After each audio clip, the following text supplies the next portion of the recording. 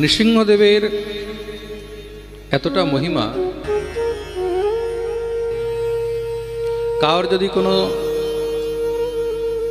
ভয় থাকে, ভূত প্রেত পিশাচ যক্ষ রাক্ষস ইত্যাদির যদি ভয় থাকে, নৃসিংহদেবকে স্মরণ করলেই মাত্র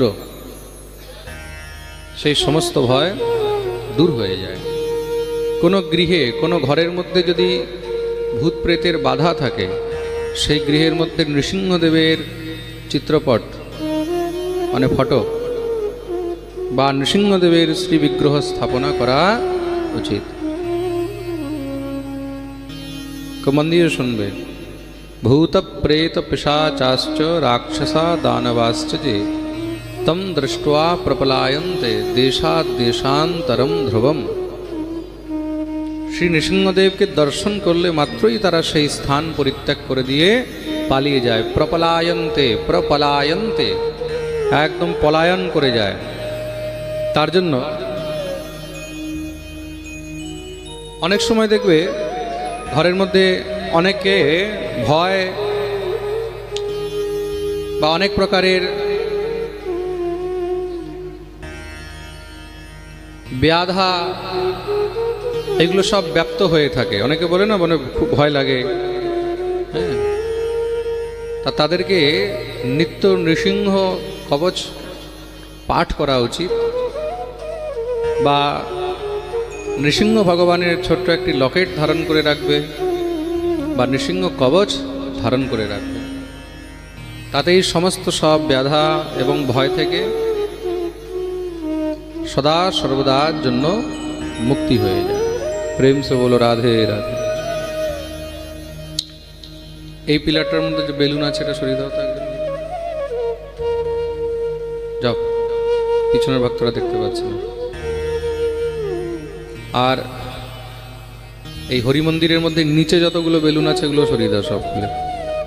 ওগুলোর জন্য এক তো এমনিতেই ব্যারিকেটিং আছে, দেখতে পাচ্ছে না ভক্তরা।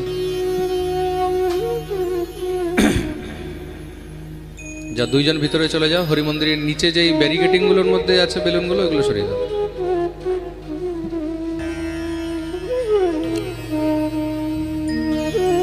ও বেচারি মাতাজি একবার এমনি করে দেখছে, একবার এমনি করে দেখছে। প্রেম সে বলো। এবার ঠিক আছে তো? হ্যাঁ, বুঝে গেছি আমি।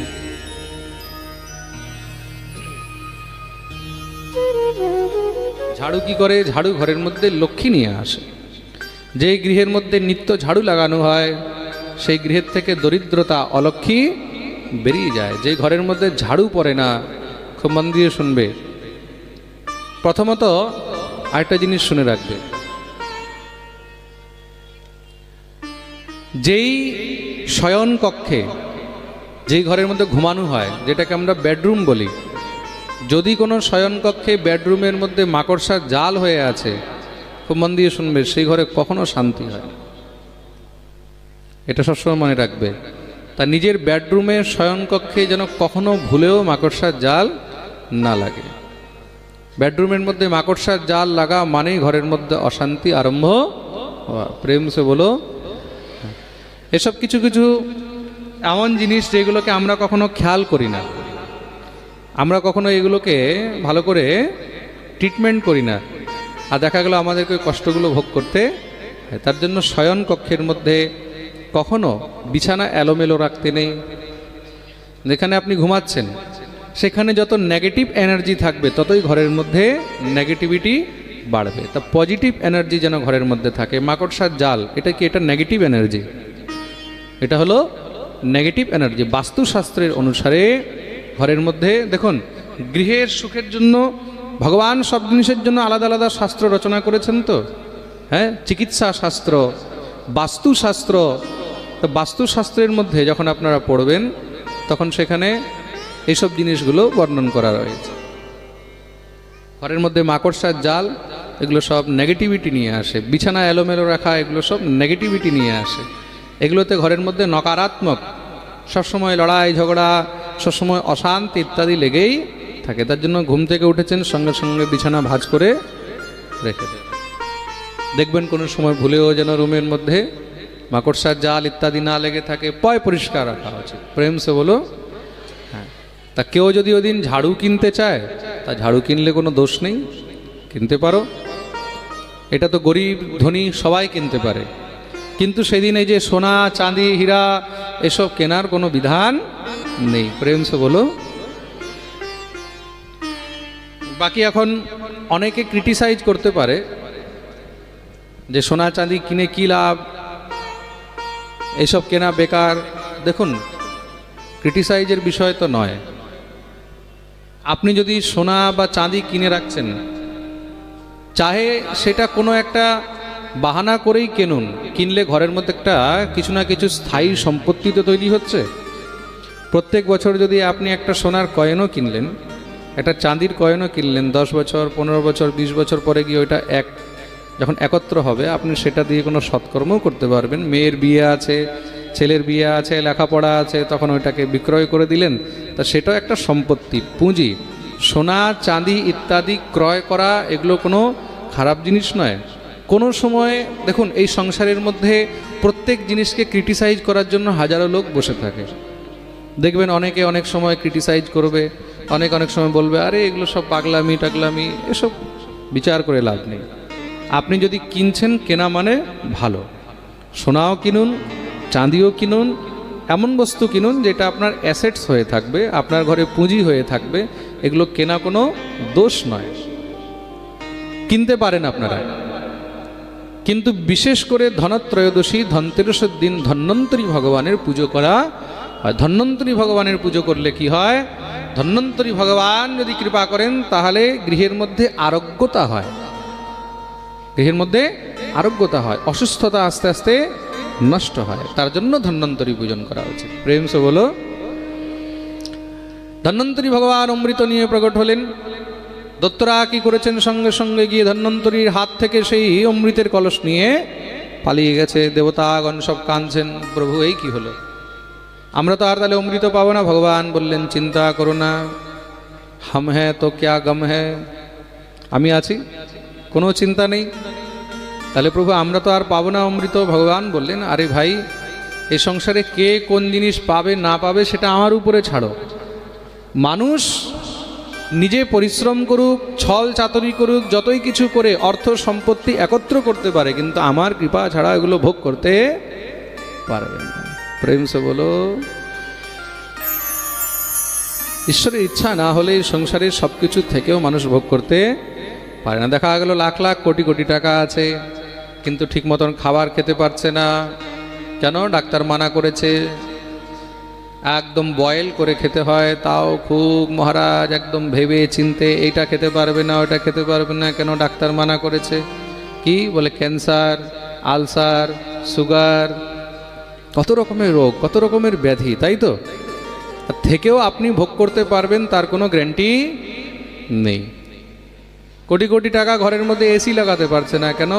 বলে এসির মধ্যে থাকা যায় না, এসিতে ঘুমালেই শরীর ব্যথা করে, মাথা ঘোরায়, বমি বমি ভাব হয়।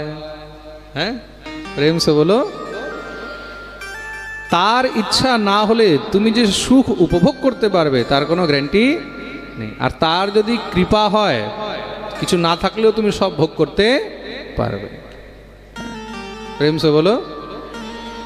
তার জন্য জীবনে যদি তুমি উপভোগ করতে পারছো, সুখ ভোগ করতে পারছো, তাহলে নিত্য ভগবানকে ধন্যবাদ করো, প্রভু তোমার কৃপায় আমি ভোগ করতে পারছি।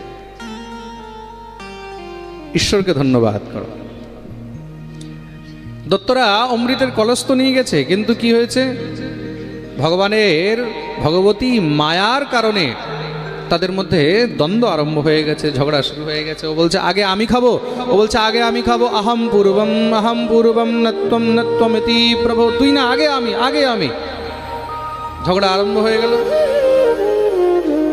ভগবান কি করলেন? তৎমধ্যেই দিব্য মোহিনী রূপ ধারণ করেছেন। কি রূপ?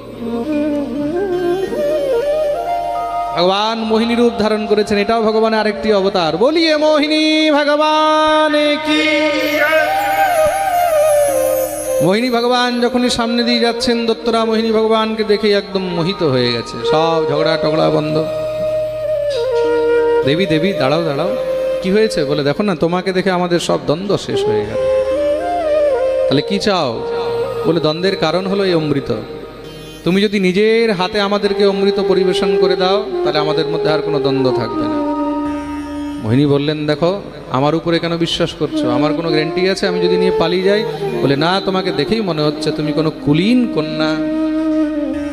ভগবান বললেন, মনে রাখবে, স্ত্রীণাম নৈবতু বিশ্বাসম দুষ্টানাম কারয়েদ বুধঃ বিশ্বাসে স্থিতো মূঢ় সদুঃখৈ পরিভূয়তে। নারীকে কখনো বিশ্বাস করবে না। কেন? নারীর মুখে কিছু থাকে, মনে কিছু থাকে। প্রেম সে বলো হ্যাঁ। দত্তগণ তো সব মোহিত হয়ে রয়েছে। কেন? বিষ্ণুর মায়া ভগবতী এয়া সম্মোহিতম জগৎ। ভগবান সমস্ত জগৎকে মোহিত করে রেখেছেন, আর তার মধ্যে মোহন যদি মোহিনী হয়ে যায়, মোহন মোহিনী হয়ে গেলে তখন মহারাজ এই সংসারের মানুষের কি অবস্থা হবে? ভগবান যদি নারী হয়েছেন, তার মানে দেখতে কত সুন্দর লাগছে। আমাদের ব্রজবাসীরা বলে, यदि नंद लला तुम होते लली तो गले कट जाते करोड़न के। হে নন্দলাল, তুমি যদি ছেলের জায়গায় মেয়ে হতে না, তাহলে তোমার জন্য কোটি কোটি গলা কাটা যেত। প্রেম সে বলো। ভগবান মোহিনী রূপ ধারণ করেছেন, সব মোহিত হয়ে আছে। না না না, আমাদের বিশ্বাস আছে তোমার উপরে। তাহলে ঠিক আছে, আমারও একটি শর্ত আছে। কি? বলে সঙ্গে দেবতাদেরকেও ডেকে নিয়ে আসতে হবে। আমি একসঙ্গে তোমাদের দুজনকে পান করাবো। কেন? দেবতারাও তো অমৃত মন্থনে তোমাদের সঙ্গে ছিল, বেইমানি করব না। দত্তরা সঙ্গে সঙ্গে ডেকে নিয়ে এসেছে দেবতাদেরকে। একদিকে দেবতা, একদিকে দত্ত বসেছেন। ভগবতী মোহিনী মনে মনে বিচার করলেন, আসুরাণাম সুধা দানম সর্পাণাম বদর্নয়ম। অসুরের মুখের মধ্যে যদি অমৃত যায়, তাহলে সাপের মুখে দুধের সমান হবে, বিষ বৃদ্ধি হয়। না না না, দেবতাদেরকে পান করাচ্ছেন। অসুরদের মধ্যে হাল্লাগুল্লা শুরু হয়ে গেছে। এই দেখ দেখ, আমাদেরকে ছেড়ে দেবতাদেরকে দিচ্ছে। আরেকজন বলছে, চুপ কর, তুই জানিস না, আমাদেরকে বেশি ভালোবাসে তো, তাই উপরের হালকা হালকাগুলো দেবতাদেরকে দিচ্ছে, নিচের গাঢ় গাঢ়গুলো আমাদেরকে দেবে। মাঝখান থেকে কেউ বলছে, আরে চুপ কর, গাঢ় গাঢ়ের চক্করে দেখা গেল এক ফোঁটাও যদি না পাই। চর্চা